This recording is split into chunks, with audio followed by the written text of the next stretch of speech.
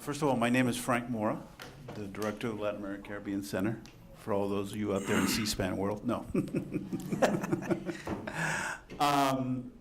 As you know, we're starting a series. This is a busy electoral cycle for Latin America. I think the last count was 12 elections in 18 months or something to that effect. So we thought it would be a good idea not to do an analysis of every single election, but to certainly take advantage of these elections to do a series of panels and conversations to analyze both the outcomes of this election, or these elections, as well as some of the implications for democracy in the region. So stay tuned for those announcements over the next few months of this year. We had our first, as you know, segment of this series with the election on Honduras. And now, as you know, we have had elections in Costa Rica, as well as in El Salvador, each of them going to a second round, in addition to the election we already had in Honduras, and there will be an election in Panama. When is the election in Panama? In early May. Early May. So we thought that having a sort of a panel or discussion on Central American elections broadly would be sort of useful for this kind of series.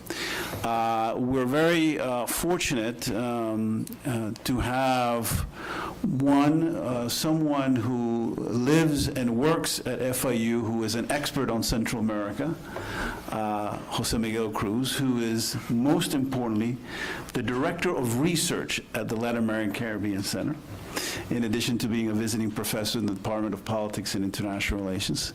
I think everyone knows Dr. Cruz's work on issues of violence and crime and insecurity in Central America, as well as his expertise and research on issues of polling and elections. So thank you, Miguel, for being here as well as for organizing this series.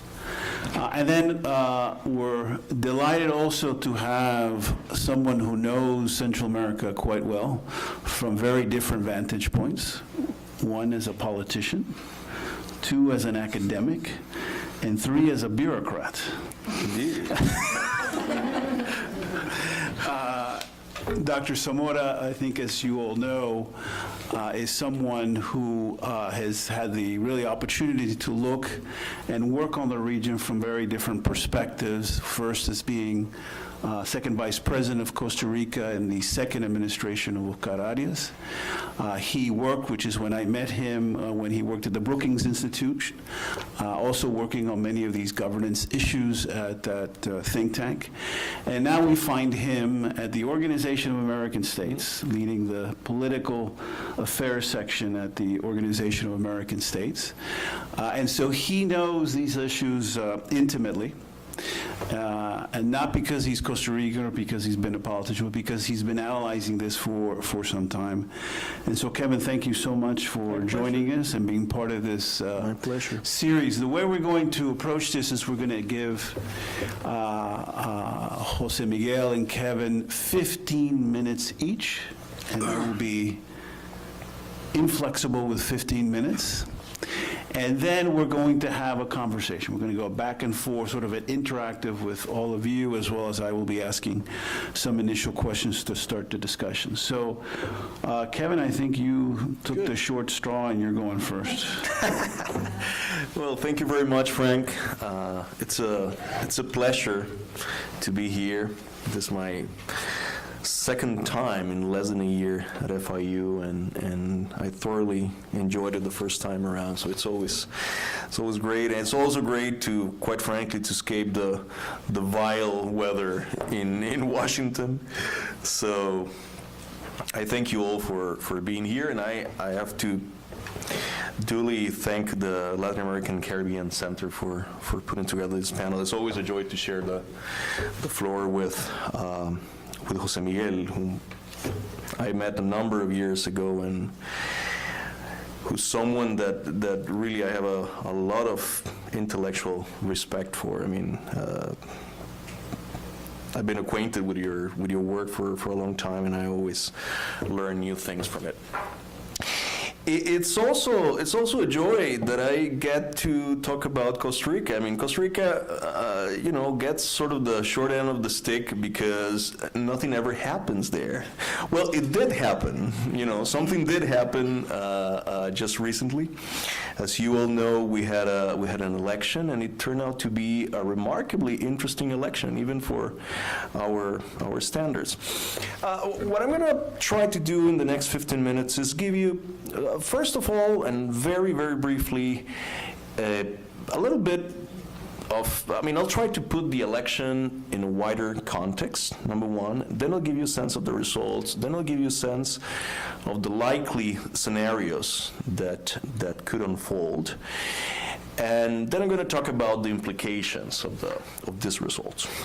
And I'll finish by making a final reflection on a key point about the future of the political system in Costa Rica. So let us start with the context of the election. I mean, this is an election that took place and is taking place because, as probably you know, there will be a second round runoff in early April between the two candidates that came on top in the first round. So technically, it's an election that's still taking place. It's an election that is taking place in the context of, first of all, reasonably good economic growth. I mean, the country has not been growing spectacularly, but it has been growing in a very steady way. I mean, it grows 3-4% a year in and year out, which is not bad. That's about the average that Costa Rica has been growing for the past almost 30 years. So nothing bad happening on that front. But it's a growth that has been coupled with very significant distribution problems.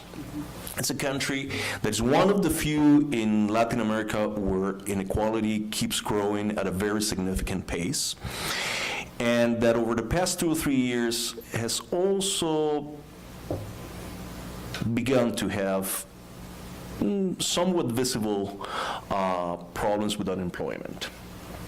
So the distribution issue is one of the keys to understand the election result, I think. It's an election that took place amidst very low levels of popularity for the administration led by President Laura Chinchilla. The reasons for the stern judgment that has been passed on her administration are very complicated. I'm not going to go into that perhaps in the Q&A, but what you need to know is that the administration is strikingly unpopular. But more than that, and this is where perhaps the discussion gets more interesting, it's an election that has taken place in the context of profound political disaffection that goes beyond the opinion about this particular administration. When you look at the figures collected by the Americas Barometer, by Latino Barometer, by all the regional opinion polls, democracy has been shedding support in Costa Rica for nearly 30 years now. It's actually quite a unique case in Latin America. That level of support has been going down from a very high level, but it has been going down consistently for 30 years now. And in the past 4 years, it has really taken a plunge in a very dramatic way. It's also a political system defined by the extreme weakness of political parties, which is something that you would not expect in a consolidated democracy such as Costa Rica, but it is what it is. I mean, parties are extremely weak in Costa Rica, and basically, when they're not running a campaign, they cease to exist other than through their representation in Congress, pretty much. It's also, and here's a couple of nuggets about national political culture, it's an election that has taken place in a country that again, for reasons that will be long to explain, has a veritable national obsession with corruption. When you take the figures of Latinobarometro 2013, just to give you one piece of information, Costa Rica is the only country in the region, is the only country in Latin America where a majority of the population says that the most important concern of the country is corruption. I mean, well above economic issues, well above crime issues, which is the other usual suspect. It's all about corruption in Costa Rica. It's also a national culture defined by a profound mistrust of continuity in power. I mean, there's a very deep streak of that in Costa Rican political culture. We don't like parties and politicians to be around for a long time. So what I'm trying to get at is that when you add up all those factors, you can only reach one conclusion, which is that the fundamentals of the election were strongly against the incumbent party, the PLN, that had been in power for 2 periods. You know, it had been in power for 8 years. So the fundamentals of the election were very much against the PLN. The one thing that was going in favor of the PLN was the terrible disarray of the opposition.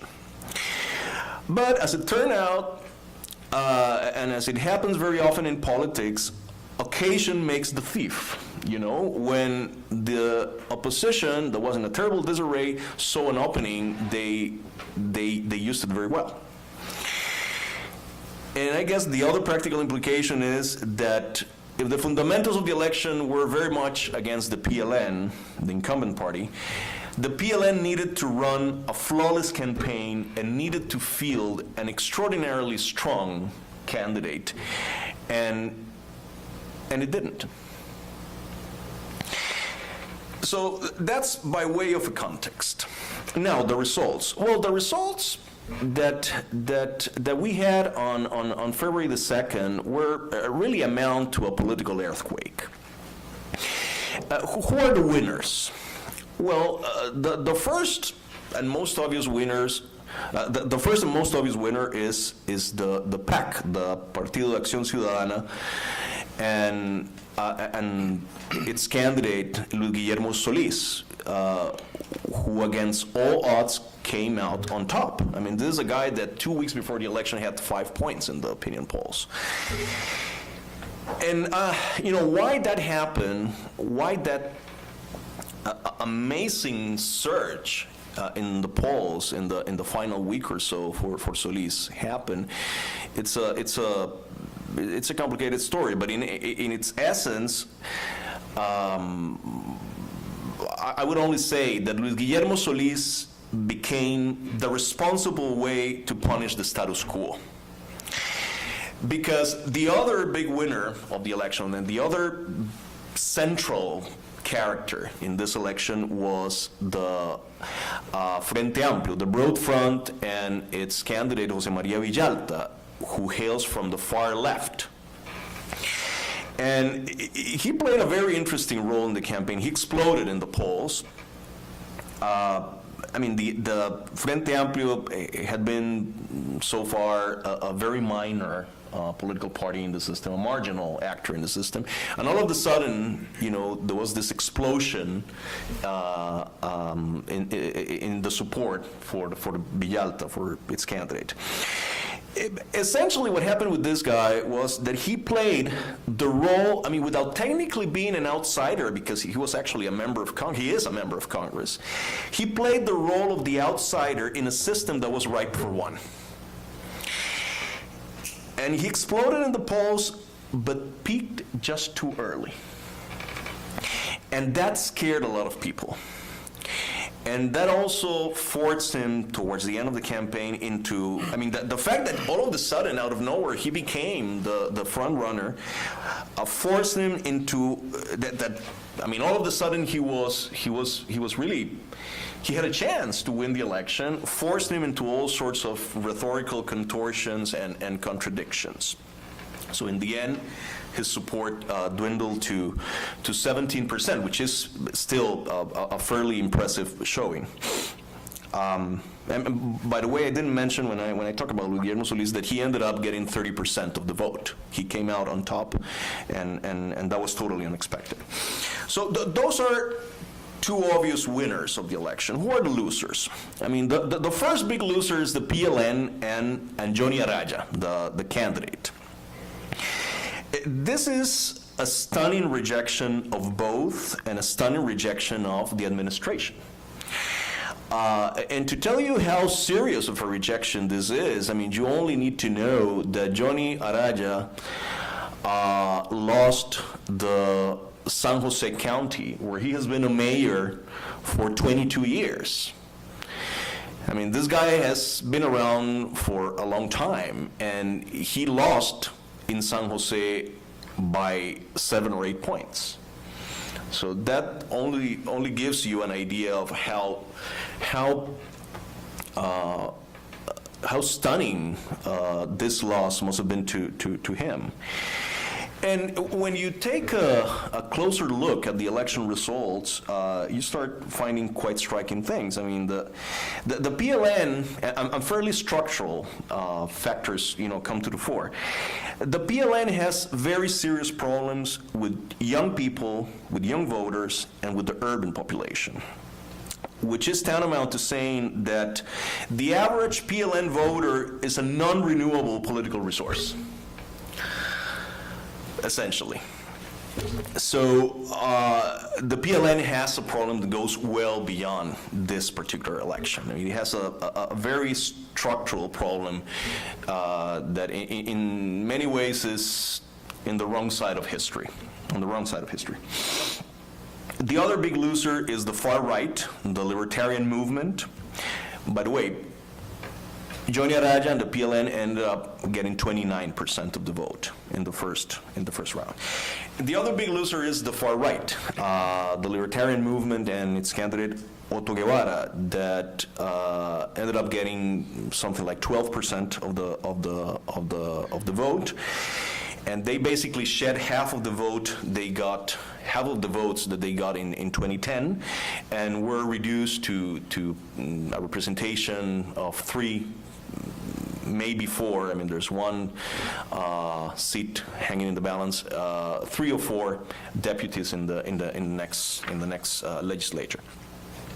So that's, painting with a broad brush what I have to say about the results. Now, the likely scenarios. Let me start off by saying that I have no doubt whatsoever that Guillermo Solís will win the runoff comfortably. And he essentially doesn't have to do anything, because the voters from the Frente Amplio will vote for him, even though the Villalta set free his voters to vote for whoever they consider best. I'm pretty sure that all that 17% that Villalta got in the first round will go to Solís, to the last person. If only just to inflict a humiliation on the PLN. And Solís would also collect some of the anti-status quo vote from other parties. So I have no doubt whatsoever that he will prevail in the second round runoff.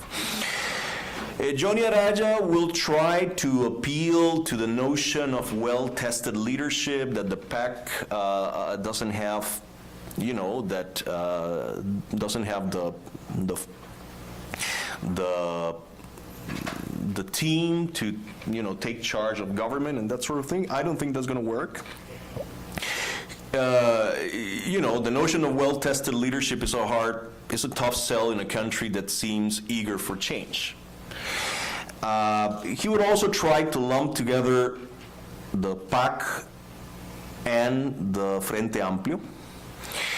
But that's a tough sell as well, because Luis Guillermo Solís is a fairly reasonable guy. I mean, when you read the interview that he gave to El País a couple of weeks ago, quite frankly, he comes across as an extraordinarily reasonable guy. I mean, this guy is quite obviously not a wild eye, a radical with his eyes, jumping all over the place. I mean, he's a very sensible guy. I mean, so it's difficult to link this guy to the hard left. So that won't work either. The one argument that Johnny Araya is left with is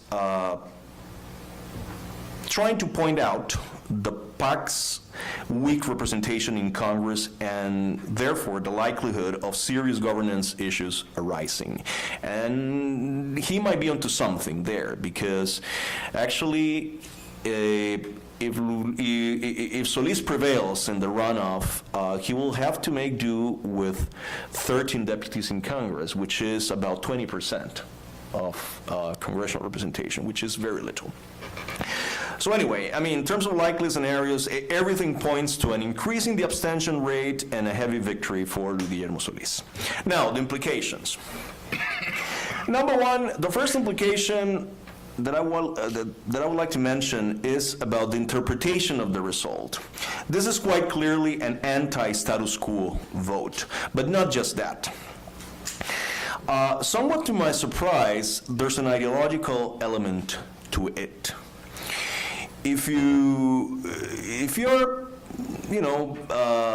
into these things, it's interesting to do the exercise and compare this result with the result of the 2007 referendum on CAFTA-DR. And the result is almost exactly the same. When you add up the percentage of the vote that the parties that were against the ratification of CAFTA-DR, and you add up the percentage of the vote that parties that were in favor of CAFTA-DR got, you get to something like 48 to 47%, which is, in essence, I mean, the split in half that you got at the referendum. And also, if you take a look at the geographical distribution of the vote, it's exactly the same distribution of the vote that we saw in 2007. So the CAFTA-DR cleavage, which was not really about CAFTA, but about something more profound, about the development model of the country, this cleavage is alive and kicking, and we haven't really sorted out that discussion, and I don't think we will. I think we have to learn to manage it. So that's the first implication. The second implication is that to the extent that there's an ideological element in this vote, my sense is that in the next 4 years, the equity agenda will get a lot of airtime, which is great. The only problem with that, I mean, there are several problems with that, but one, a very glaring one, is that Guillermo Solís made a huge mistake, in my opinion, on the issue of tax reform. I mean, he, in a very peculiar way, he came up with this notion that he won't raise taxes in the first 2 years of his administration. And that will come back to haunt him, for sure. And while the equity agenda will get a lot of airtime, the competitiveness agenda and the governance agenda will go to the back burner. And it turns out that they're both essential if you want to have success on the equity front. The governance agenda, by that meaning political reform, is truly essential. I mean, I'm not going to go into the details of this, but Costa Rica has become this enormously dysfunctional country in terms of the workings of its political system.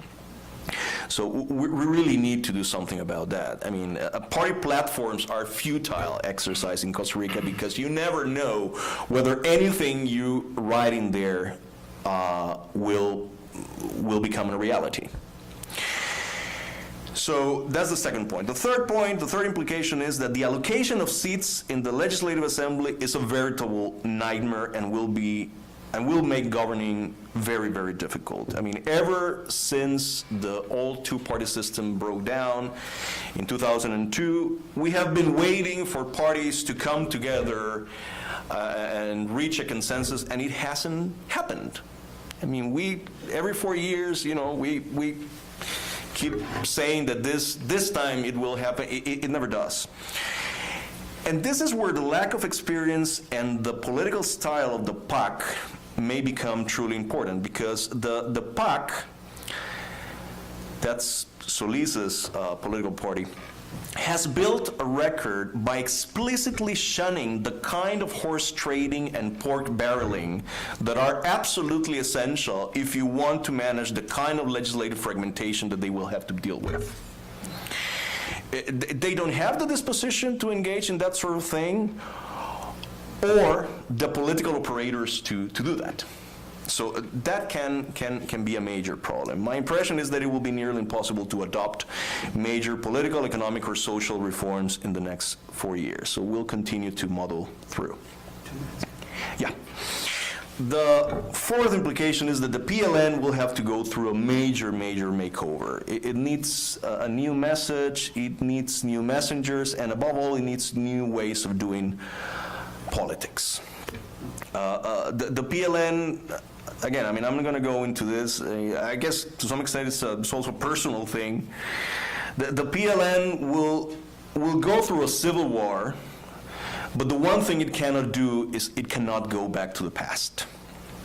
And I'll leave it at that. And the final implication, and this is a particularly interesting one, is that the traditional way of doing politics in the country is dead and buried.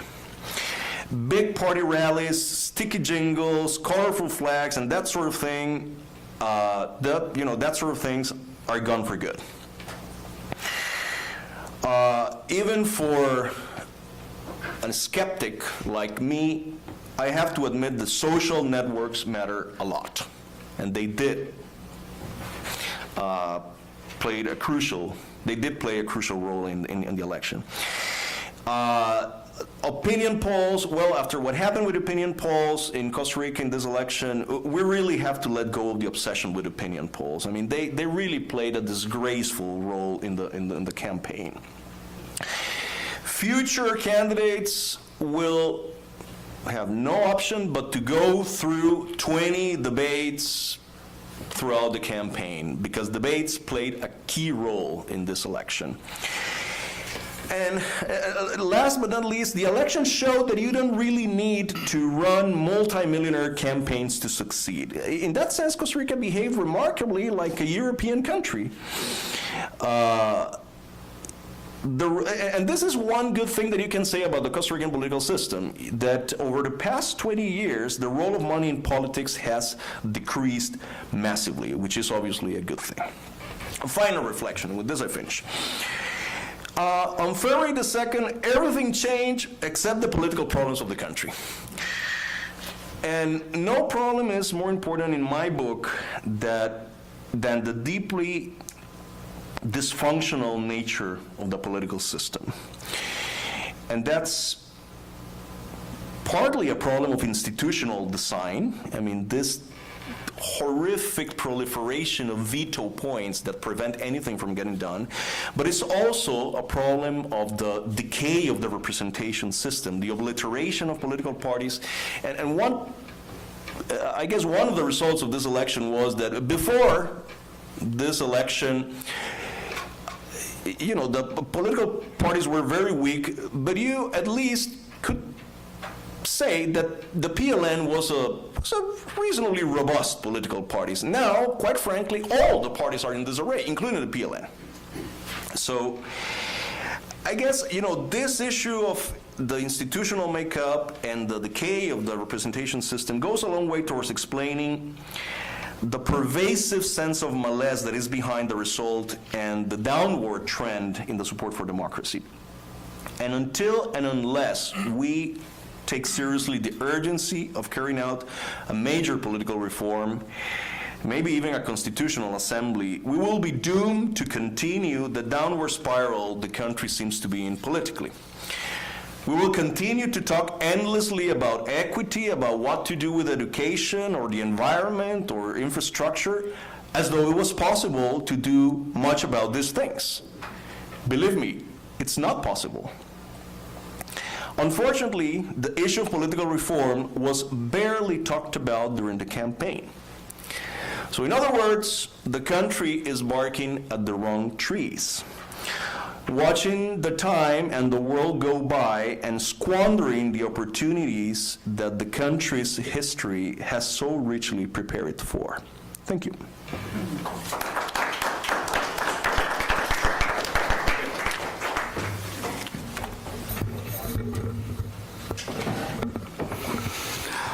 First of all, thank you all for being here, for coming here.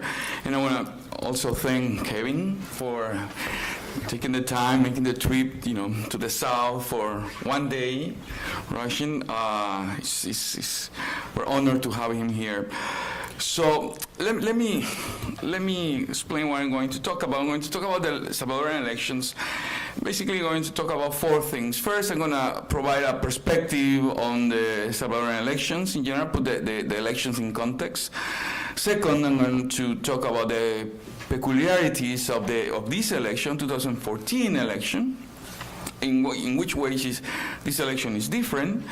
Then I'm going to talk about what explains the reasons we have the results we have in El Salvador in this election. And finally, I'm going to talk about the implications of this election, basically around the fact that most likely, and even if Kevin is sure that Solis is going to win, well, it will be a lie to say I'm not that sure about El Salvador, right? About that FMLN winning the election. FMLN will most likely win the elections. I'm going to talk about the implications of that. So let me put the elections in perspective, Salvadoran election in perspective, and for that. Let me show you the results of the presidential elections since 1994, 2014, when El Salvador had its first, 94 had its first presidential election after the Civil War ended in 1992. You can basically see there is that the political dynamic in El Salvador has been dominated by these rivalry between Arena and the FMLN. Other parties basically don't have any real weight in terms of presidential elections. They had it at the very beginning in '94 with the PDC, with the Christian Democrats, but then basically the Christian Democrats, along with other parties, basically had faded away, and they do not represent an important force. So basically what you have is two main political parties that have been winning elections, especially Arena during the first three elections, and then the FMLN in the last two. This is the same result, but in percentages. You can see how Arena basically has remained around the minimum necessary to win the election, except for '94 when it had to go to a runoff. And then now the FMLN, since 2009, basically is dominating the political landscape. And you can see at the same time how the rest of the parties basically have disappeared from any political considerations when it comes to winning and when it comes to compete in the case of El Salvador. This is an interesting point, and this has to do with the fact that perhaps El Salvador is the most polarized country in the world in terms of political affiliation. With this, I mean that Arena represents the right and the FMLN represents the left.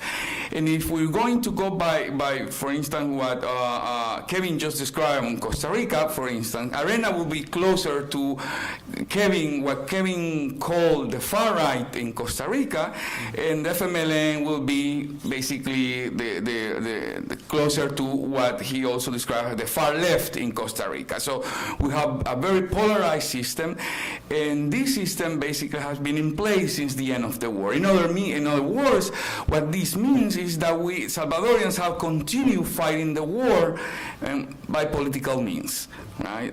Arena and FMLN, those two, basically two big bands, two big parties during the war. So you can see over there in this scale from 1 to 10, in which 1 is the left and 10 is the right. FMLN is on the left side, whereas Arena on the top is on the right side. Actually, this graph is for 2012. If I showed you a graph from 2006, you will see more distance between the FMLN and Arena. For different reasons, FMLN has get a little bit closer to the center, that the real center in this case will be 5.5, not 6, but for some reason I couldn't adjust that line, that green line. And Arena would have been a little bit to the right. So this means that we have a very polarized party system, and the options in the center, what is considered the center, have never taken off in El Salvador. All those parties which have tried to present themselves as a centrist, moderate option have never taken off. Even sometimes they seem they will be more successful in election, but when it comes to elections, basically the people goes either to the left, far left, or to the far right.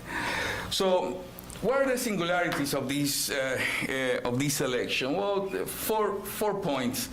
The candidates, let me talk very briefly about the candidates. Then reforms in the electoral law. No major problems during election day. That was a sort of new thing. And low turnout. Candidates. So there you have the candidates. I have to say that the candidates of the main two parties were if you allow me to say these, very lousy candidates in the case of the FMLN and Arena. I mean, they are not charismatic at all. They couldn't even, the two of them couldn't even talk. And the most charismatic candidate in this case was the Unidad candidate. This is former President Antonio Saca, who was president for Arena from 2004 2009. And he is now representing a third sort of center-right moderate option. He is, in terms of charisma, he will be perhaps the best candidate in terms of charisma. But the other two candidates from the main parties basically didn't have any charisma at all. So this was interesting because in past elections, at least one of the candidates, and especially in the 2004 election, when Antonio Saca competed against Shafiq Handal, both of them were charismatic in their own ways. So, and that ended up being one of the most attended, or one of the elections in which people participated the most. Whereas in this case, we have very, very boring candidates. And these obviously have to do with something interesting in the history of electoral turnout in El Salvador. And this is that for 2014, El Salvador went back to this sort of historic turnout. Participation. You can see that in '94, only 53% of the people registered to vote went to vote. Even that percentage even went a little bit lower in 1999, and then we went through a period of some sort of enthusiasm in 2004 and 2009. But for 2014, we went back to those levels on 94 and 99. But even in 94, a lot of people predicted that, 90% of Salvadorans will go to vote because these were the first elections after the Civil War. And actually just half of the people went to vote. So just the other half didn't care about the elections. And we are almost facing the same situation right now in 2014. So that's an interesting. And another, and this also represents this one of the peculiarities of this election. Usually, in every election we have no more than 5,000 votes being null or void, and people will just choose not to vote for anyone. But in this election, we have almost 40,000 people voting null or voting void, and many of them, there was a huge, for instance, in the media, a lot of people writing things like this in their ballots. You can see this is a circus. El Salvador deserves something better. Somebody who works for the people. They should understand they are public officers, not little kings. And then you have that malditos corruptos. So the people, voted in not everybody, obviously just a minority, but that's sort of symptomatic in this election. There were a couple of other points. Reforms in the electoral law. What makes this low turnout even more significant is that for the first time, we in El Salvador we voted with the residential vote, meaning that now the polls were close to were in the neighborhood where people live.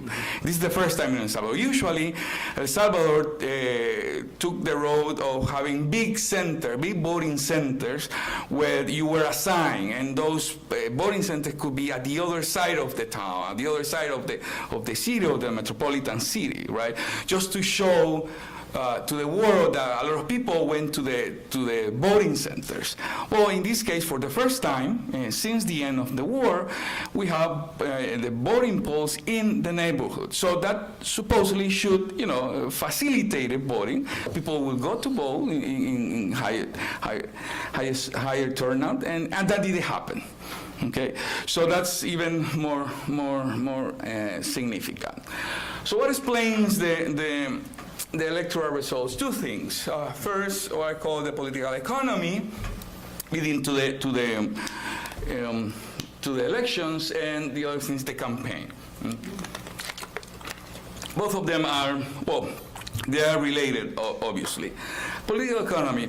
Well, Arena has been in significant decline since 2009, since it lost the government in 2009. And it's been in decline for 2 or 3 reasons. First, because by losing the control of the government, also Arena lost a huge source of it lost a lot of resources that allow Arena to keep some sort of patron-client relationship with the electorate. So by losing the 2009, basically that remove Arena from the capability to go and move people and buy some votes in some areas, and that has become a really issue for Arena now that is in opposition. The second thing is that after losing the 2009 election, Arena basically went into a lot of internal conflicts that ended up with the removal of former President Saca from the party. And with that, basically with Saca, a lot of former Arena officials went with him. So that also, that even put the party even in a more critical situation. And third, and this is very important, Arena has been throughout all these years basically the party of the big business in El Salvador. What has been happening in El Salvador is those big business have been basically retreating from El Salvador and from Arena. So most of the big capital, what we call the big capital, Gran Capital in El Salvador, basically has stopped investing in El Salvador. And here we're talking about Salvadorian capital, and they are investing elsewhere in the region. They're even investing more in Nicaragua right now than they are investing in El Salvador, right? And that has political implications in the sense that Arena, which was the vehicle of, making sure that that the big capital will have, an ally in the government, in the state, basically is no longer there, and because of that, Arena basically is not paying too much attention to El Salvador. Then on the other side, as the luck of Arena has been going down, the FMLN has become the new patron boss, because now the FMLN controls the government. And the control of the government has allowed two things to the FMLN. First, to replicate what Arena did. Basically, to create new networks of these patron-client relationships, a huge network of clientelism that allow FMLN to move some sort of electorate. That's one. And the second one is that by the mid-2000s, the FMLN started to follow the Nicaraguan model of using Venezuelan oil to build an important oil company in El Salvador. That oil company basically has given a lot of revenues to the FMLN that has allowed the FMLN basically to buy off people in El Salvador. So that basically some of the strength of the FMLN right now is that it's now in the capability to compete with Arena in the same territory in terms of big businesses. Now the FMLN has expanded the economic interest of the FMLN has expanded from oil, from gas stations to almost every item in the Salvadoran economy, including the creation of a new airline in Central America. So this is an important step in the capacity of the FMLN to bring wealth into the relations between the state and the public. In terms of the campaign basically, you can see the campaign is a reflection of those changes in the political economy in El Salvador. In the case of the FMLN campaign, the FMLN pursued a two-pronged campaign.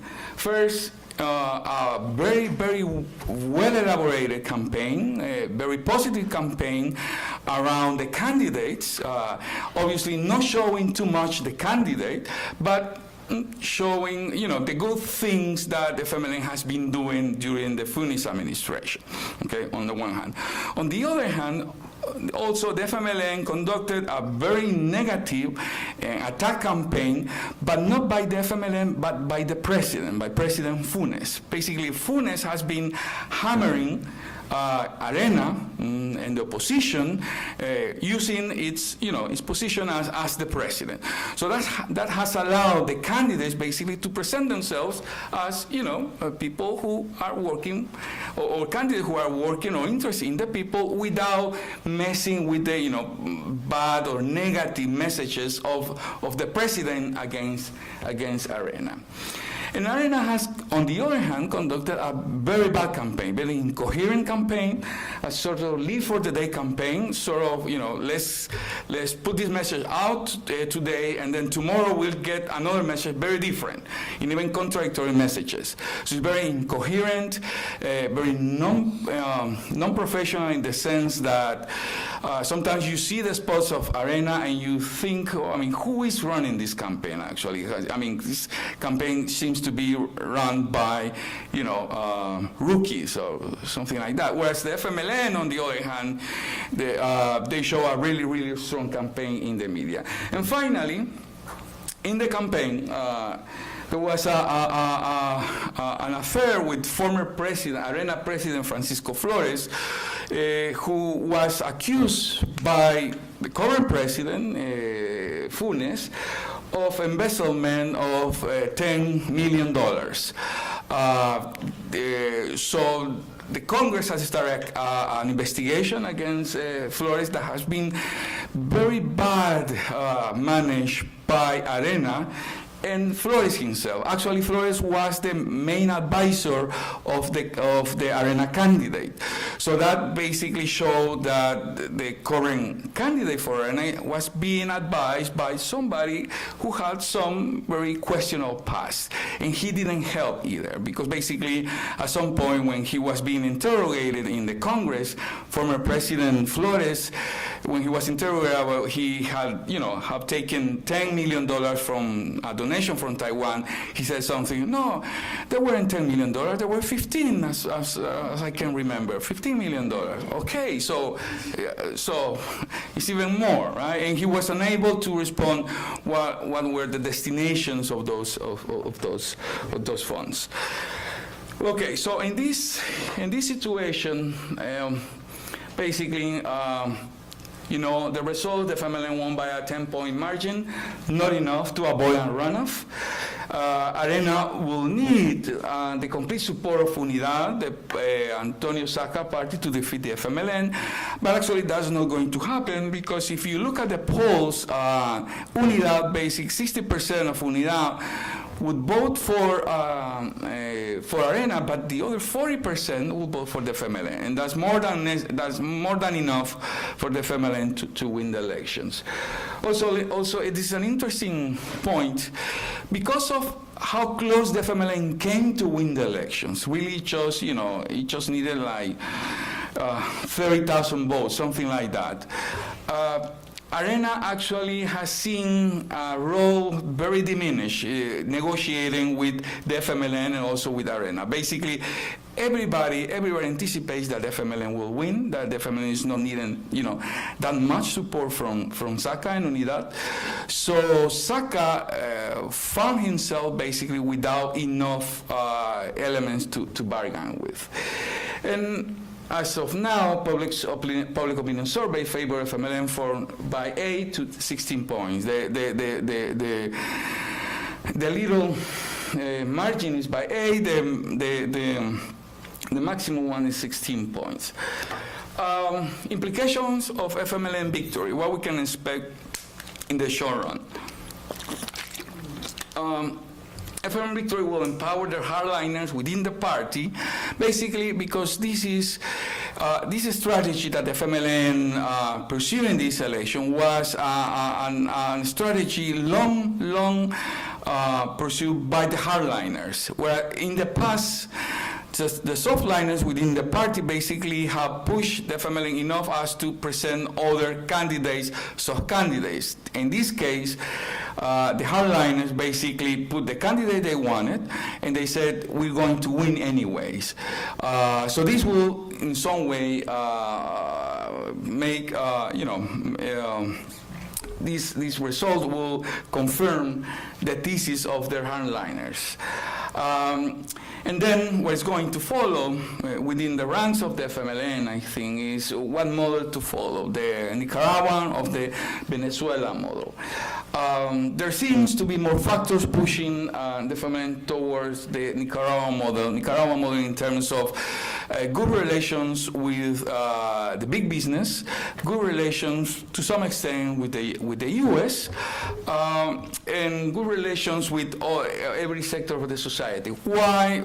In the case of El Salvador, I think there is an important situation in El Salvador. El Salvador is very dependent on the U.S. because of the huge Salvadoran migration to the U.S. Other than that, Salvador doesn't have any important economic item like oil in the case of Venezuela or even coffee any longer. So the FMLN and El Salvador needs to be in good standing with the U.S. in order to keep those remittances coming. That's one point. The second point is that it also, because of the lousy economic performance of El Salvador in the last decade, El Salvador really needs to bump up its economic performance, and it really needs, important investments. And in that sense, FMLN needs to be in good terms with big business. And finally, the military. The relation between the FMLN and the military, even though there is a relation of respect, is not a very fluent and good one. So the FMLN will have to think twice before doing some things that will make the military to feel uncomfortable. So those things, I think, will play an important role in keeping the FMLN more in the way of following the Nicaraguan model. I will stop here. Thank you. Great, okay. Before we start this discussion, quickly, what is the makeup, in both countries, of the Congress, the party representation? Let me see if I remember the numbers correctly.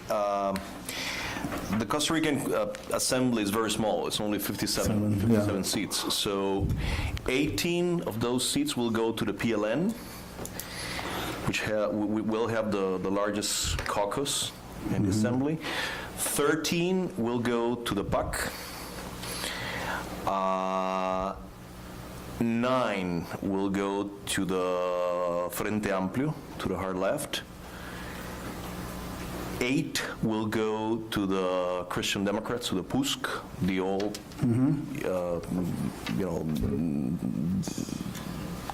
the other party that used to be very, very important. And 3 or 4, we don't know yet, will go to the Libertarians. And then there'll be a sprinkle, of other parties in Congress. So that's basically it. In El Salvador? Well, in El Salvador, the Congress right now, there is Arena has more congressmen right now, but not enough to pass any legislation. So basically, the FMLN and congressmen from Unidad basically control the agenda. Congress election for Congress will take place next year. So and the forecast is basically that the FMLN will win most of the seats. So that's important because it goes to the question of governance and president. But before we do that, so we've had these 2 elections. We've had a 3rd election in Honduras. Is there anything, a pattern, or any lessons to be learned from these 3 elections in Central America, or should we treat these, individually? Or are there any common trends that you're seeing that we can say about Central America? Kevin? That's a very interesting question. My initial reaction would be to treat these elections as discrete events.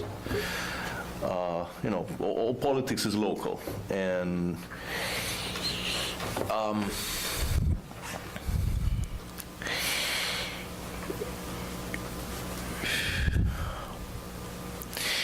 trying to think quickly.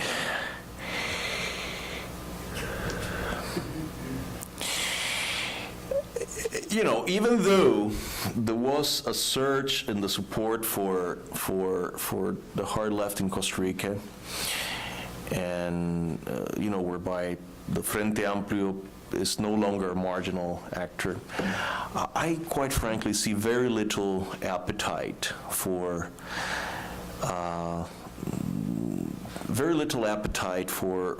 the notion that we have to become more like Venezuela, or let alone Nicaragua, God forbid it's in Costa Rica, But so I see very little appetite for that, quite frankly. And I'm trying to think very quickly about the case in Honduras. I mean, even. To tell you the truth, what I saw in Honduras is that the relative success that Zelaya's outfit managed to obtain in the past election was largely due because they moderated their discourse quite significantly, and because, for all practical purposes, the campaign was run by former members of the structure of the Liberal Party that left the party with Zelaya. I mean, those were the guys running the show. So in the end, in many ways, the hard left that had joined forces with this dissident faction from the Liberal Party ended up being sidelined by Zelaya. So it's hard for me to see, a regional strategy playing out and having an impact on all these different elections. Yeah, I will agree with Kevin. I would just add that maybe one commonality in these three places is that you see the forces who were in the government for a long period of time in the three cases, with some differences, basically are in trouble nowadays. I mean, if you think about the PLN in Costa Rica, to some extent it's the only important, consistent force, right? But it's now to some extent in trouble. Arena is in trouble nowadays in El Salvador. And if you think about the liberals Liberal Party in Honduras, who dominated politics in Honduras for a long time, they're also in trouble. So you see that commonality in those three. I mean, going through the government for a long time has basically taken a toll in these places. And I would add to that I mean, what you're pointing is correct. And somewhat surprisingly, you can see in different ways that some kind of rotation of elites is taking place in the region. I mean, in fits and starts and in different ways in different countries, but the old elites are in trouble. It's a new political ball game in all countries. Well, make sure if you have a question And that includes Panama, by the way. Yeah. Make sure you have question. Just on the governance issue. In the case of Costa Rica particularly, what does this consolidated democracy look like when you have a party, when you have for the first time, I don't know since when, a party that's not one of the two traditional parties winning an election, winning an election with minority in Congress, with all the challenges that you laid out. This has never really happened in Costa Rica. We're new territory. How does this play out in terms of governance and the level of frustration that people are bound to feel when they're not getting the results that they're expecting from this election? Frank, that's everybody's question. That's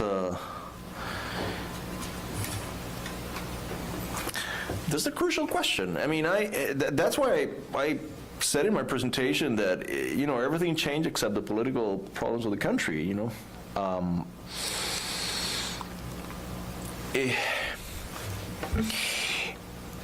The real problem for me is that I see no appetite to take the issue of political reform seriously. And that's exactly what is sorely needed in the country. I mean, it's a system that has, not unlike, it's a bit of a stretch, but you'll get the idea. I mean, it's become a very dysfunctional political system. Not unlike the U.S., to tell you the truth. A very dysfunctional political system, and yet you don't see any impulse to change the rules. You also have to notice that, I don't know, the social learning mechanisms that you would expect to be in place, that people were able to glean this glaring lesson from the past 10 years, that the fragmentation of the party system has been a disaster in Costa Rica. People don't see, people double down on fragmentation. I mean, and they keep expecting the same thing over and over, that, oh, well, now that it's really fragmented, they will have to come, to knock heads and come. That's the definition of insanity. Exactly. I mean, and so you don't see any evidence that the country is ready to tackle its glaring political problems. I have a follow-up to that, but let me turn over to the audience. So I'm going to have you ask the question, then I'm going to state it to the mic so that make sure we have it recorded, and then we have the panelists. So Andy, why don't you ask? This is for Dr. Cruz. This is Costa Rica. It's a relatively new thing with the traditional power now losing some control, but Arena has been losing control these past couple elections, losing seats in Congress. What does Arena have to do now, or can they do anything to get back that dominance that they had? So the question is, in light of Arena's gradual political decline, what can it do, should it be doing so that it can get back to its position of influence and power that it once had? Yeah, picking up on what Kevin said about the necessity in the case of Costa Rica of the political forces to reform, that's sort of the big challenge for her. And actually, after losing the 2009 election, Arena went into this crisis, and for some time, important voices within the party were calling for a reform, a deep reform in the case. That didn't happen. And because it didn't happen, because of the result of these elections, actually have surfaced an internal document in Arena calling, to the necessity of reform that was written just after the 2009 election. We're talking this earlier with Kevin about how Arena has basically been stuck in the dynamics of the Cold War. You can say the same thing about the FMLN.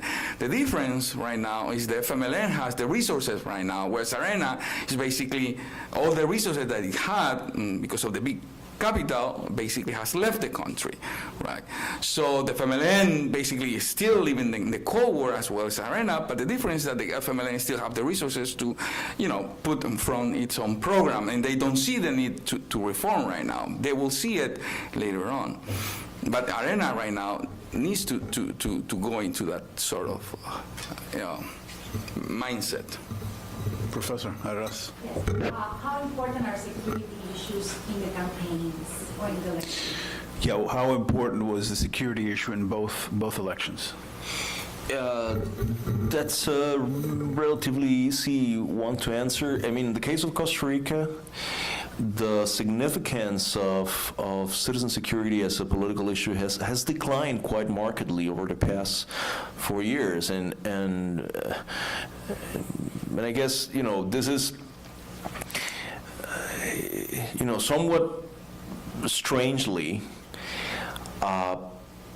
the current administration has been, I would say, very successful in tackling the crime issue. I mean, it was the issue 4 years ago, and the trends are looking much better now, and yet no one gives any credit to the administration and to Laura Chinchilla for that. So that only goes to saying, and this is, as I mentioned, this is an entirely different discussion, as to why this particular administration is so enormously unpopular. And I find it a little baffling, I have to say, because nothing, there's no indicator that the country is in a dire state, and yet Laura Chinchilla is in single digits. So there's something mildly perplexing about this, and this thing about the issue of crime and how it has behaved, how it has evolved over the past 4 years, only goes to showing that. In the cases in El Salvador, yeah, it is important, but it's not that important actually, and this is a mistake that Arena has fallen into, especially because.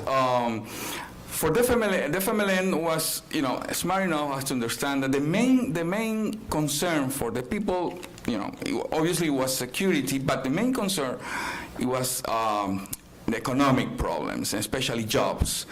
So most of the message of the FMLN concentrated in economic issues, creating jobs, social services. So all the message of the FMLN was there, and basically they forgot about security, and they ran the campaign without talking about security, whereas Arena was pondering on security, but nobody believed to Arena. Why? Because that was the message in the 2004 election, actually, that actually brought Arena another 5 years in power. But there is a general sense that that message of of security based around mano dura that basically failed. The strategy of Arena failed in the mid 2000s, and people prefer not to talk. Keep talking about security, but economic issues. So I think to some extent, the idea that security is important is oversold to some extent, and I think the FMLN understood that, and basically they concentrated in the economic sphere. Professor Fonseca. Thank you both. Let me zoom out for a moment. You mentioned something about a consistent decline in satisfaction with democracy over the last several decades. Yes. You're talking to me. And I'm not so sure if anybody else see the same thing, but I think that I've seen the data from Lake Pop and others in which you have seen an erosion of democracy, particularly support for democracy, or satisfaction with democracy. There's some challenges as to whether support and satisfaction are the same thing. But certainly an erosion of satisfaction with democracy in Honduras, in Guatemala, interestingly enough, an incline in Nicaragua. But I mean, looking, sort of zooming out, what do the elections currently tell us about, democratization in the region? I think Washington brags quite a bit democratization and certainly continues to improve. But if you start to see Guatemala, Honduras, and others in sort of a consistent decline and erosion of democracy, what does that mean for the region? And the question is for both. I think you mentioned it in your presentation about.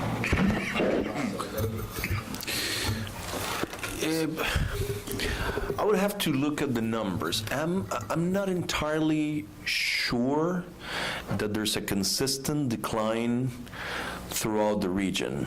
I don't think support for democracy has gone up. That much is true. But I'm not so sure whether it has gone down, other than the case of Costa Rica, which I know very well, where it has gone down consistently over the past 30 years. Well, I guess it means that democracy is a work in progress, and that the basic challenges are still there, and one crucial challenge has to do with the ability. I mean, we know in the region, not just in Central America, in Latin America as a whole, we know that this notion that elections are the only legitimate way to gain power is fairly well established, and that you need some kind of free and fair election. I mean, we can argue about what that means in practice, but I mean, that sort of notion, what people call legitimacy in the origin of governments is fairly well established. Now, the real question is about legitimacy in the exercise of power, legitimidad de ejercicio.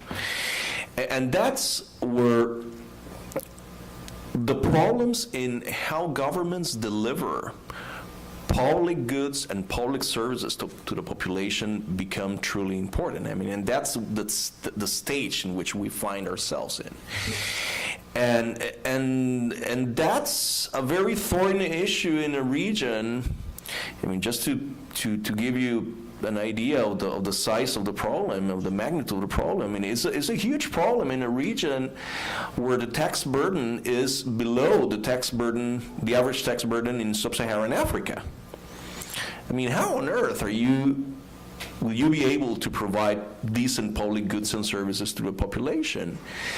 I mean, it is no wonder that a country like Guatemala has the public, and not just Guatemala, I mean, it's not the only case, but it's a particularly extreme case, has the security problems and the problems with organized crime it has when the tax burden is 12% of GDP. I mean, that means that in practice, you have a state that doesn't go beyond the cities. So what I'm trying to get at is that the next step, the next phase of democratic consolidation, I'm afraid, goes through the issue of how states are able to provide decent public goods and services, and that means tax reform, and that means a huge, huge political discussion in Central America. Can I follow up on that? Because I think it's an important point. And I've been grappling with this quite a bit. So, you know, how far, how long, particularly Central America, but not exclusive, how far, how long can Central America, these democracies, continue muddling through in this state of state incapacity? Right? And its inability to provide the services, which can only wear and weaken the levels of satisfaction with democratic rule and democratic institutions. So you say, well, you know, what's required are these sort of second generation of reforms that were never done in many of these countries. But that's the kind of the hard reform. That means ceding power, economic and political power. And so you're always going to find resistance from certain groups to increasing the tax burden from 13 to 18%. So, you know, that, as they say, that dog won't hunt. So until those things happen, you're telling me, they're not going to resolve those issues. The resistance to those reforms is very strong. So we're caught in this vicious circle. Indeed. And so, in light of all this, can they continue muddling through in this state of... The short answer is yes.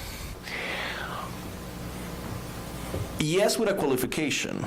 The short answer is yes, but what will happen is that they'll muddle through, and here I'm talking particularly about the Northern Triangle. I mean, the case of Costa Rica and Panama is different. I think they're in much better shape in so many different ways.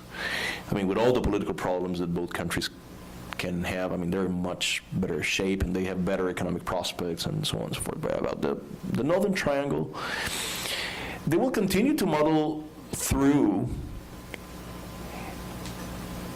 and a lot of people will continue to vote with their feet.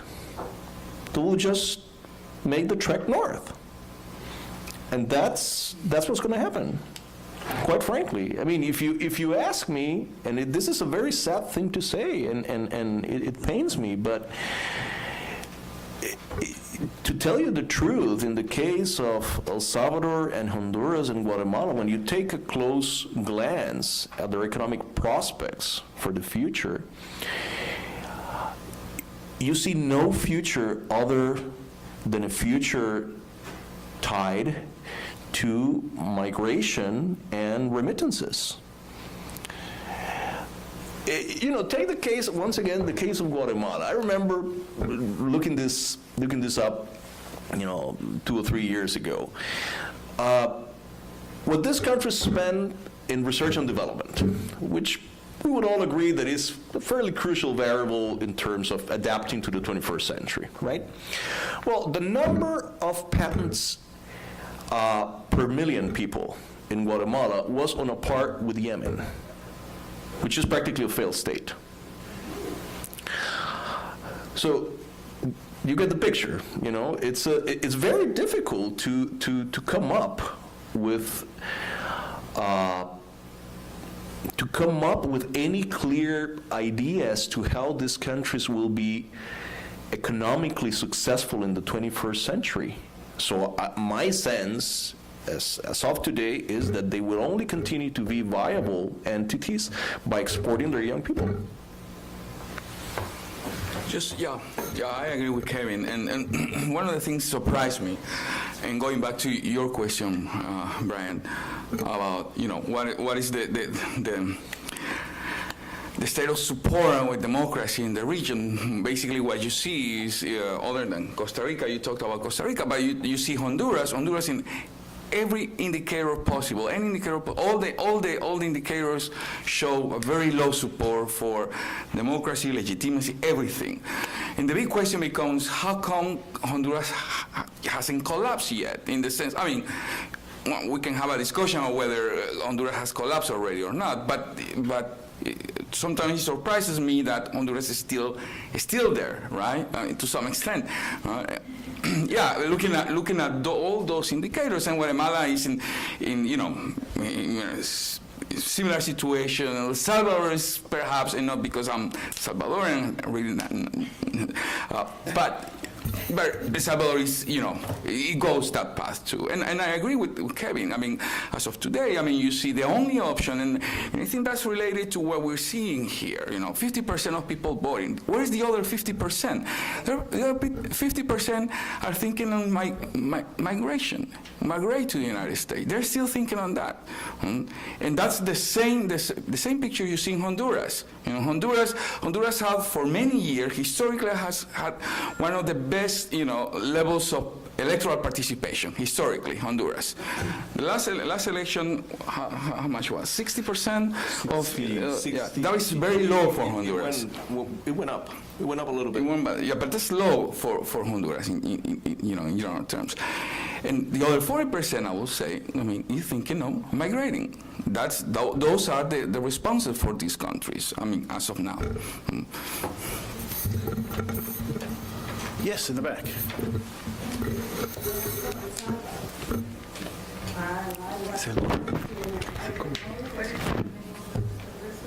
I came late, I find out that I'm sorry, because my English is not good, and this is one of the opportunities that I feel so sorry that I can't, very clear. But You can speak in Spanish, and you can speak in Spanish. Sí, por favor. sí, yo estuve recientemente en El Salvador, en el momento en que aparecieron en el periódico, aparecieron en los videos, en la televisión, acerca del arreglo de los que el FMLN había hecho con las maras, dándole dinero para que se mantuvieran sin dar problemas durante el tiempo de ellos, ¿verdad? Hasta 50 horas, que te daban muchas preventas y todo. Y escuché también lo del señor Flores, ¿verdad? También escuché que el presidente había llegado con un penny menos en el bolsillo y que ahora es millonario, ¿verdad? Y es del FMLN y los otros son de la N. ¿Qué me puede decir ustedes?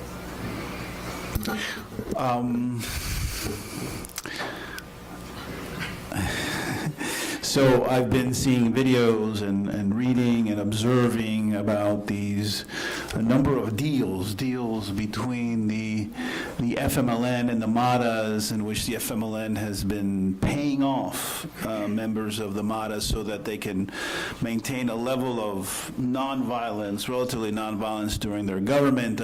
I've seen and heard about the Flores allegations and, of course, Arena. Could you comment on all this? Voy a responder en español. O sea, lo que usted está diciendo es lo que dicen muchos salvadoreños ahora, ¿es cierto? Yo veo estos problemas, veo lo que hizo el FMLN, veo lo que está haciendo el presidente, o lo que los medios dicen que está haciendo el presidente, lo que hizo el expresidente, que básicamente se enriquecen, no se preocupan por la gente, hacen negocios turbios, sí, lo del ALBA, que a final de cuentas tiene que ver todo con una percepción de que la clase política está solo para beneficiarse a sí misma, ¿verdad? Ese es el mensaje. Y eso, me parece a mí, está a la base del hecho de que muchos salvadoreños hayan decidido no votar. Y que algunos incluso, que como dije, casi 40,000 de ellos se han tomado el trabajo de ir a votar solo para anular el voto, solo para decir no me gusta ninguno y dejar mensajes como los que vimos ahí. Es decir, eso es tomarse un trabajo y decir yo rechazo la clase política, ¿cierto? Ahora, los gobiernos, tanto de Arena como el FNN, no ha permitido que, por ejemplo, a las personas, y esto es un hecho. Yo estuve en una reunión y la gente pobre, la gente que está aquí en los Estados Unidos, estaba pidiendo por escrito, yo tengo una copia de eso, donde ellos decían, ¿por qué nosotros tenemos que pagar $500 para ir a El Salvador en un vuelo de 2 horas? Y entonces, y ahora que Spirit ha salido y que ofrece a la mitad del precio, la bloquean para que no den servicio.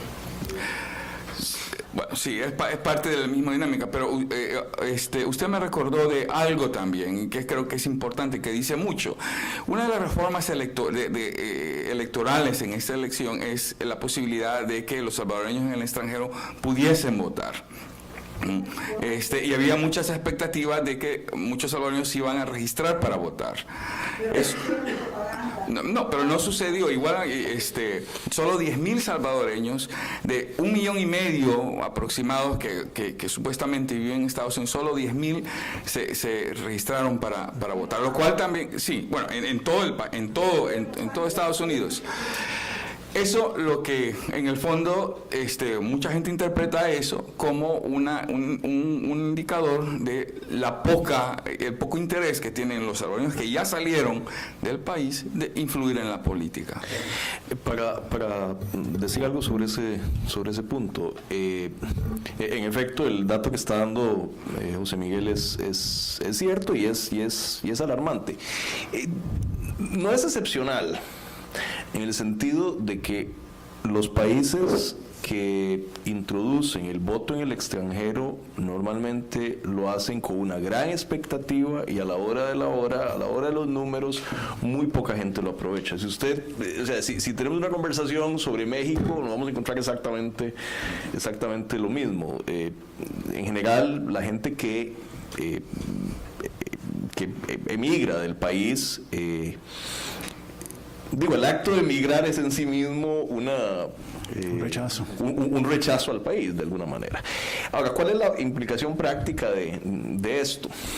Debe haber varias, pero hay una que me parece importante, y es que creo que en el caso de El Salvador, en particular, como se trata de un país con una diáspora tan grande, los datos de participación electoral hay que tomarlos con cierto cuidado. Porque en realidad ese 53% o 50 y tantos %, en términos de la gente que está en el país, es un porcentaje no desdeñable el porcentaje de gente que participa en El Salvador. O sea, cuando vos lo tomas en términos de la gente que está en el país y que está inscrita, fíjate que no es malo el porcentaje. Entonces, en todo caso, independientemente de eso, me parece que hay una nota de precaución general cuando empezamos a manejar datos de abstención o de participación electoral en países con una diáspora muy alta, porque esos datos pueden ser muy complicados. Yeah. Thank you. I'd like to make a point primarily to Kevin about all this.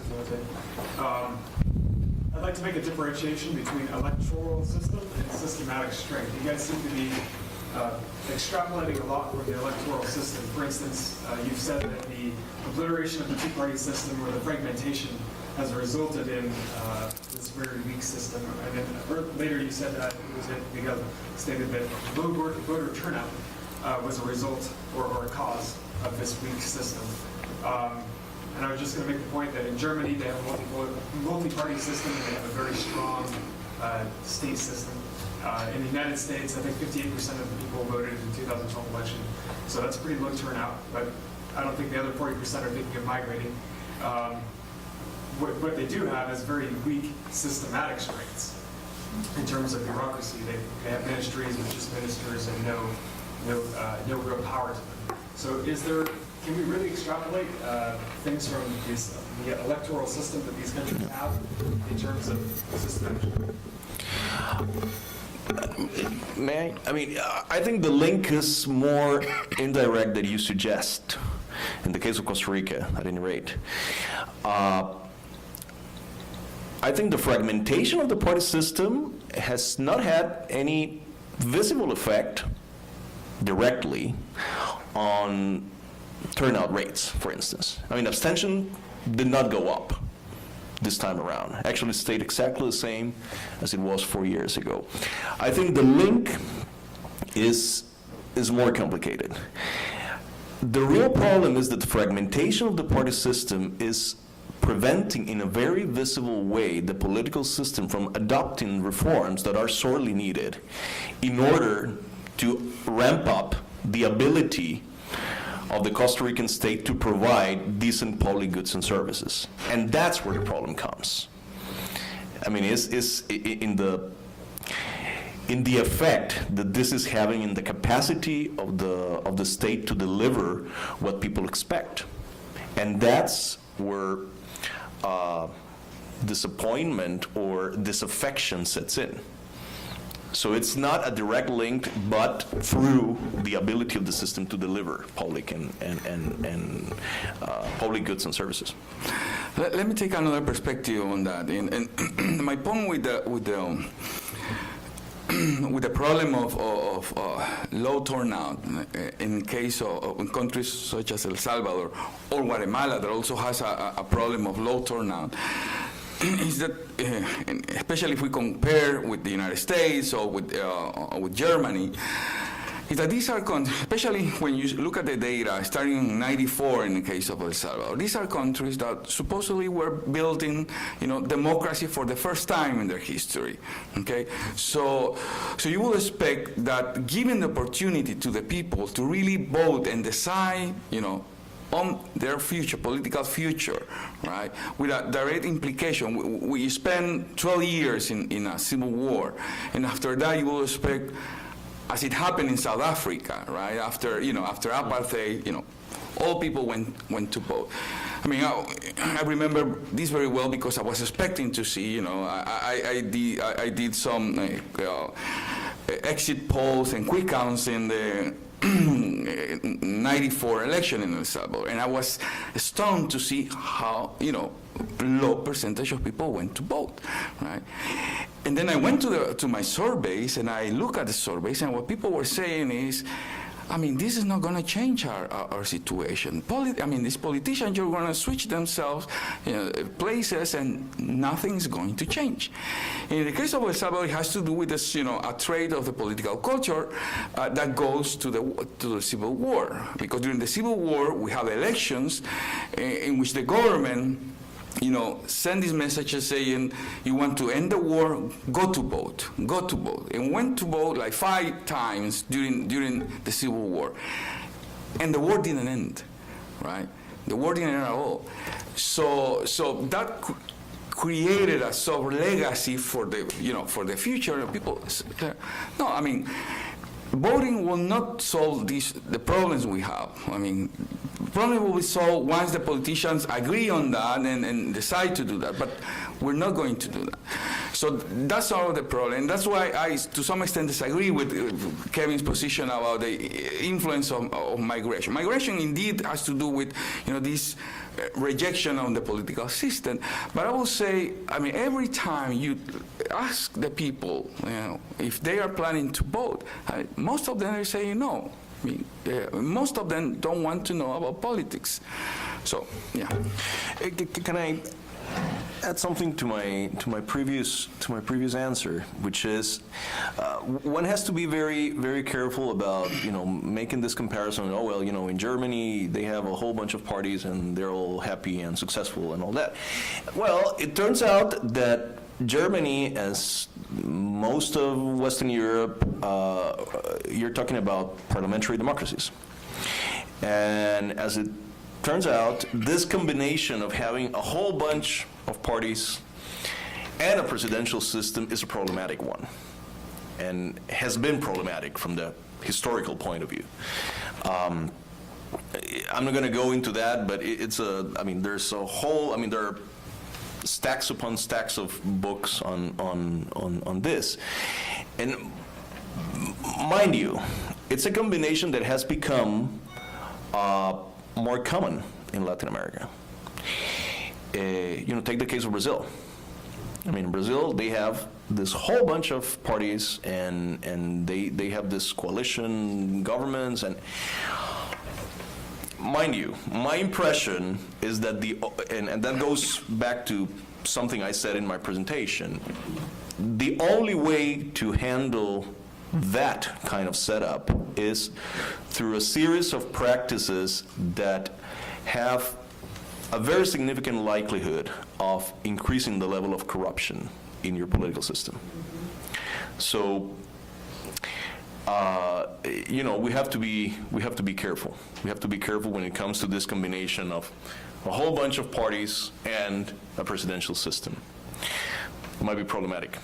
I was just curious if you could speak specifically about levels of uninformed electorate in both of the countries you mentioned, but throughout the region. Kevin, you can feel your frustration. But you didn't go so far as to say it's an uninformed or misinformed electorate in Costa Rica. So is it informed? Is it apathetic? Is it just taking a political stance by saying, I'm not going to participate in the political process? No, actually, that was fair. I mean, one of the most interesting things about this election in Costa Rica, I, for one, and I was not alone in this, was expecting this huge increase in the abstention rate. It didn't happen, much to my surprise. Given the very visible disaffection with politicians and the political system and all that, I was expecting this huge leap in the abstention rate. It didn't happen. It turned out that, much to my surprise, people were very engaged in the election, in a quiet way. In an informed way? I think they were. I mean, that's when I talked about debates played a huge role in the election this time around. Debates, instead of this constant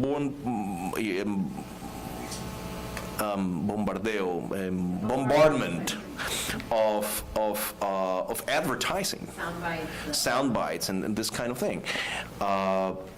These candidates had to go through literally like 25 debates, and at least half of them were televised, and they had surprisingly high ratings.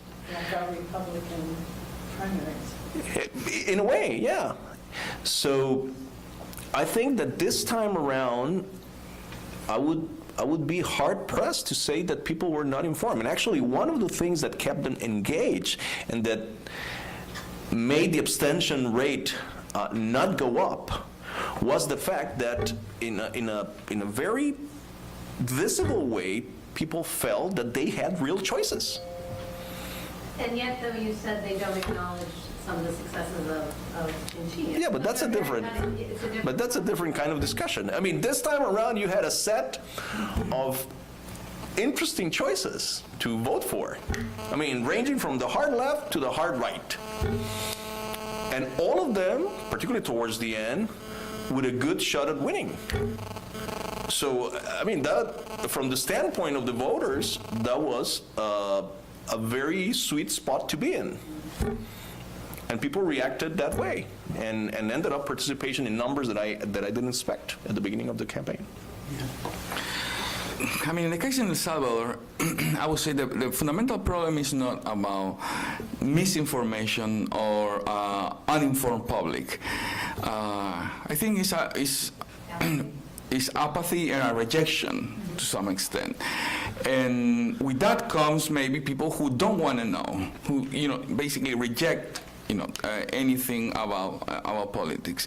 But I wouldn't say the uninformed. I mean, level of because of the Civil War and the legacies of the Civil War, not only in terms of the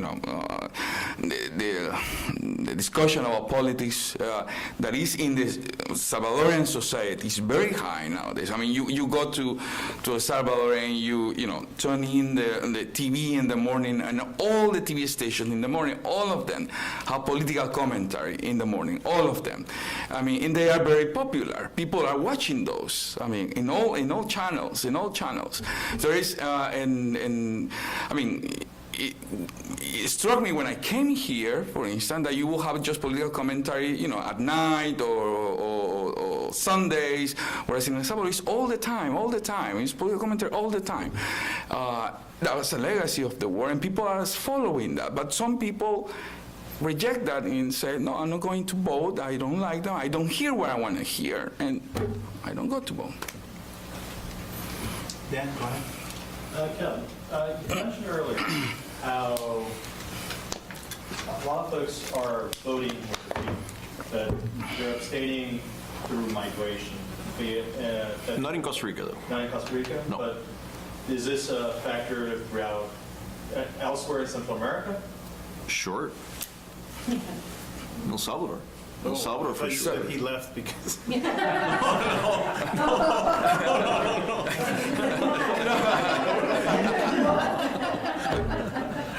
No, it's a big factor in El Salvador and Honduras and Guatemala, for sure. Not in Costa Rica. Okay, so it's not. Yeah, Costa Rica is the exception. But actually in the rest of, maybe Nicaragua just a bit not in, same level of in Northern Triangle, but yeah. Nicaragua will be, closer to Costa Rica in that sense, but Did he just say that? yeah. Right. Yeah.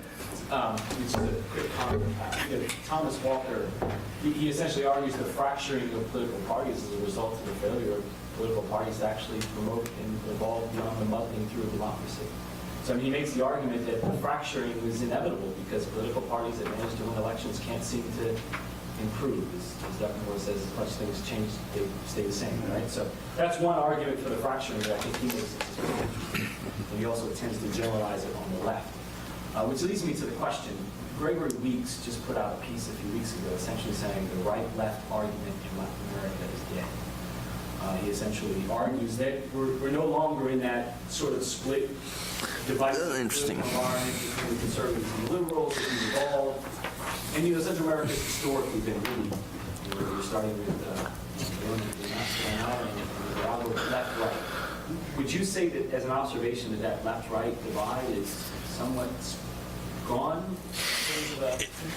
That's a very interesting question, and that's one I've thought a lot about. I guess it varies from country to country. I mean, you can generally argue that in El Salvador is still a polarized electorate along the ideological spectrum. But generally speaking, I think that one of the most remarkable changes that has taken place in Latin America over the past decade and a half or so is that societies are converging towards the center. And that there seems to be this notion of what good government is like that is pretty much installed throughout the region. And I would argue further in saying that this notion of good government implies, number one, free and fair elections, that this government is a product of free and fair elections. Hardly anyone questions that. I mean, there are the cases we know about that has a cloud, but no one really argues with that notion, number one. Number two, good government means not playing fast and loose with macroeconomic equilibria. Not doing some of the crazy things that Latin America came to be known for in decades past in terms of managing the economy. Good government means putting in place robust social policies able to make a dent in poverty and inequality. And those three things have been pretty much accepted all over the region. And quite frankly, people don't give a damn whether the person who puts this kind of things in practice hails from the left or the right. They couldn't care less. And when you come to think of it, each of those three things implies this enormous intellectual and political shift in Latin America. And that, to me, is a much more significant phenomenon that the kind of facile discourse we see all over the place, saying, oh, well, you know, Latin America has this huge ideological division. I mean, that's the headlines. You know, at the tectonic level, what we are seeing throughout the region is, if anything, rather than polarization, convergence. But the consensus that we had, right, Kevin, not long after the end of the Cold War on democracy, on models of economic development, right, those have broken down a bit, right? We talk a little bit about the Pacific Alliance, and we look at the countries on the Atlantic side, and we look at two very different ways of macro and microeconomics, two very different views of free trade and integration. We have, in some cases, different views of what democracy looks like. So, you know, that optimism, right, that vision that we had at the beginning is broken down. Whether that's sustainable, I don't know. But things are not all sort of moving in one direction along the lines that maybe you described. It's complicated, but I'm